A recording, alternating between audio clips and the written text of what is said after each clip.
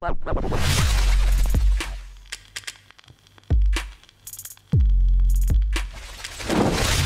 shit. All right. Hey, guys, what's up? It's Joe. Morning coffee. Cheers. So one thing, like, I guess I did struggle with the most is basically trying to figure out where is, like, the best, like, audio peak levels to adjust the audio towards, right? So starting out, a lot of people, they just, like, increase the volume like a motherfucker on their audio, but it's too loud, right? And it's uncomfortable to hear. Now, here's a project I did for Paul, one of his Probing Paul videos. Here's the meters, right? Now, I watched videos where people say, oh, they want to cap it at -3, right? They want to increase the volume to kiss like the -3 marker, right? I've seen videos there, like they want to crank it up all to like -0.01 because they want to get as close as they possibly can to zero without going past that, right? And I tried maxing out the volume as much as I can, say to like -1 or to 0, you know, -3. However, once you get to those peak areas, for me personally, I feel like it just gets too distorted. And I personally do not like the sound, right? This is like the long audio track from like Paul's lavalier mic. Yesterday, prices fluctuate all the time, so bear that in mind as you're looking at some of these prices. They might change,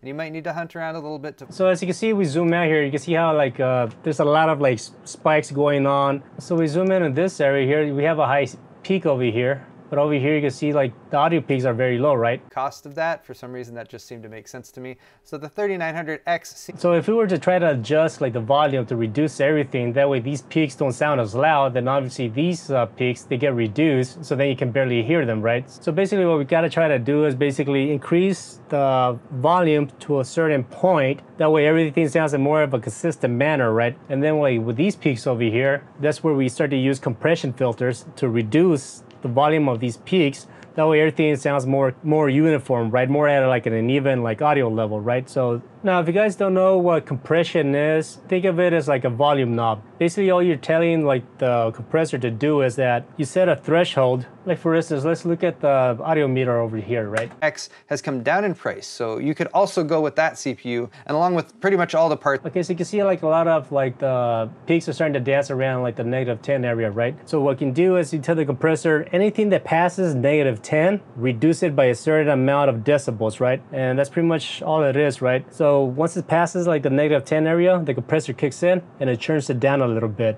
All right, so to begin with, I'm gonna disable all my filters that I used on my audio here, start fresh. The only thing I have is pretty much the hard limiter, which is -4. By the way, to get to this window, you just click here on Windows, go down here to Audio Track Mixer, then you click on the sequence that you're working on. I'm working on the 1080p one, so I click on that. Usually sometimes you'll see this, right?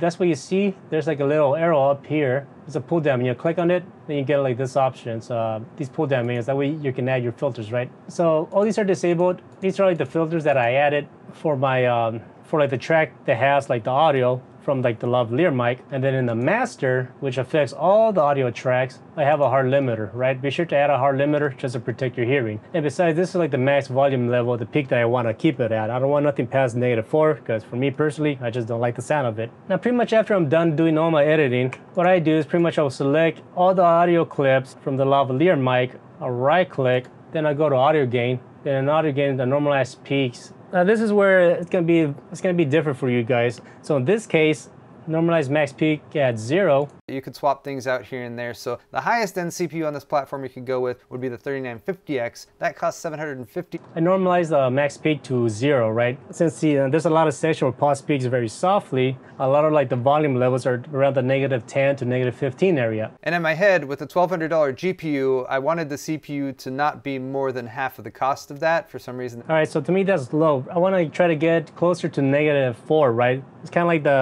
when you speak it more normally, pretty much I want to adjust those like peak waveform files to around near -4, right? So what I'm going to do is, again, I'm going to select all these guys. Again, I'm going to right click, go to audio gain, normalize max peak. In this case, because I've done it before, I know I'm going to increase it to 4, which is past 0, right? Which is up to a distortion area. Hit OK. So now if I play it back, makes sense to me. So the 3900X seemed the way to go, and since the XT is about to launch and I have one, I'm going to build with that. The XT is going to run at a higher frequency. It's got a higher max boost clock up to... Okay, so yeah, as you can see, I increased like the volume. So pretty much when Paul is speaking like without like raising his voice a lot of like his normal speech volume is pretty much starting to dance around like the -6 area, which is what I want, right? You should get a little bit better silicon with the 3900 XT versus a 3900X. So again, so when he raises his voice, you can see like it starts to peak at the 4 area, right? So, but because I have the hard limiter, everything gets cut off past -4, right? That by itself is okay. However, the thing is that pretty much since we're cutting off like peaks, there's a lot of audio information there that we start to lose, right? So that's where we start to use compression so we can reduce those audio peaks. So instead of those peaks being cut off, we're still retaining that audio information by reducing those peaks using compression, right? And this is where the fun starts to happen. So here's the multi-band compressor, right? You can get this by just get to the pull down menu, go to amplitude and compression, then right here's the multi-band compressor, right? So pretty much with this multi-band compressor, what we can do now is like it's divided into like certain sections of like the audio spectrum, right? You got your lows, you got your low mids, you got your high mids, and then you got your highs, right? So by default, everything is set to 0, right? But since I've been working on this, already has my values. I'm gonna go over these very quickly to tell you what I did. But I'm gonna turn this on. For $420 and on Amazon, and this will come with... So the cool thing about this is that you can solo like the certain sections. So most of the frequencies when Paul is speaking is between the 100 hertz and 2K hertz, right? The Wraith Prism CPU cooler, which has RGB lighting and is actually pretty decent. Now I added some compression here, and I set the threshold to -15. I'm gonna put this to 0 just to show you what I did. Cooler for one that comes in the box. That is the other difference with the 3900 XT though. It does not come with the CPU cooler, so that was something that we needed to add. I was originally going to go with the Noctua NH-D15, which you can find for around $100. I decided to go with the NH-U12S. Okay, so you can see how like the certain areas where it starts to peak, you can even see it here, right? Like you can start to get a lot of peaks going on, right? So what I do is basically, I set like the threshold to -10.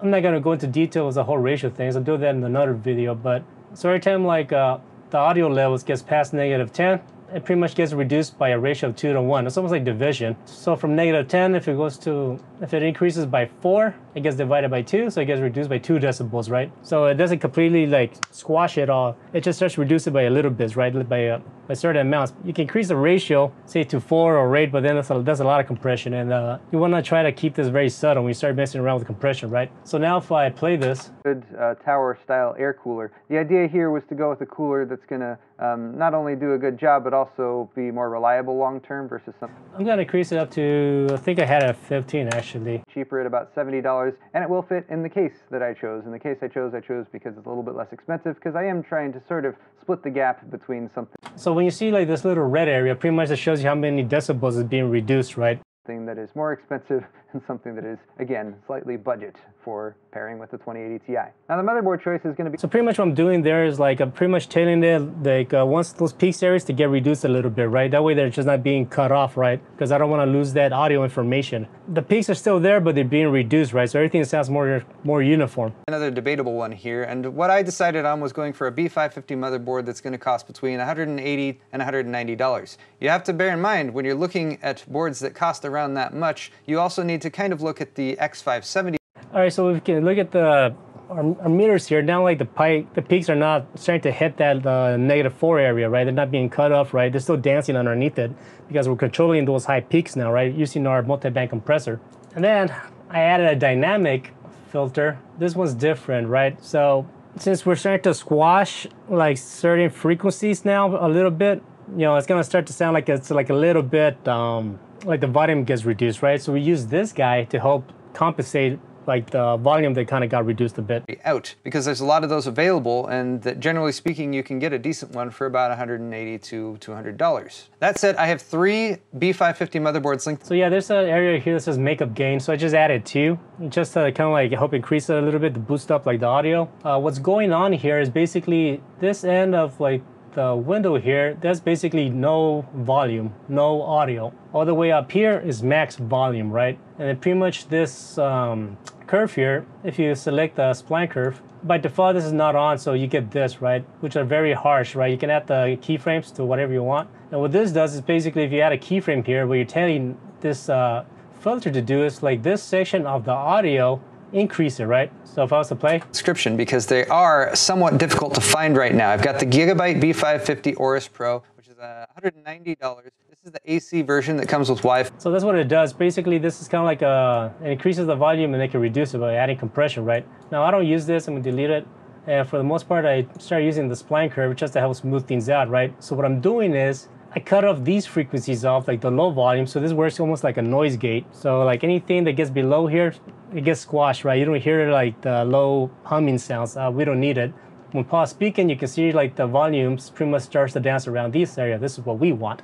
Then up here, I just set a keyframe to like close to like -4 because that's where like the audio gets cut off, right? So pretty much I have everything here is normal, you hear it. Then once it starts to reach the -4 area, this kind of like a slight curve. That way everything gets kind of like pretty much reduced. It gets compressed, right? It reduces the volume a bit. And then like I just add like a makeup gain to tier here, just to make up for all like the audio peaks that we reduced a bit by using the multi-band compressor. You might be able to find the non-AC version for about 10 bucks less than this. Currently listed for sale. You can add it to cart. And as again, when you see like the red here, that's pretty much showing you that the compressor is working. It's squashing like the audio information a little bit, right? That's the compression happening.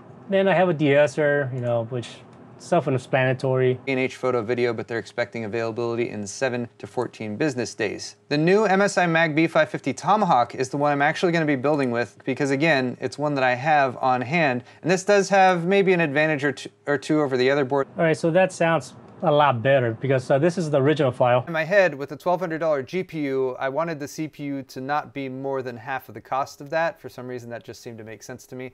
And this is the new one, which is $190. This is the AC version that comes with Wi-Fi. You might be able to find the non-AC version for about 10 bucks less than this. So you can see how I increased the volumes, right? But also the most importantly, it doesn't like attack the ears that much because when you increase the volume, obviously you can be increasing like the peaks and they may be unpleasant to listen to when you're watching a video like this, right? So by me squashing those high peaks using the multi-band compressor, all the other frequencies stay unaffected. However, the areas where there are peaks at, I reduce them using the multi-band compressor. To end the video, pretty much definitely get yourself a mic. Having a good audio source to begin with is a massive help, right? Now, it doesn't necessarily have to be expensive, but I guess, you know, you can agree with me that having an inexpensive mic is more valuable than just using the mic that's built into the camera, right? Because, you know, those things can sound pretty bad. If that's all you have, then cool, whatever. You know, do what you got to do. But if you're able to, invest in the mic, right? So anyways, that's all I got for you. I hope it helps. Take care and peace.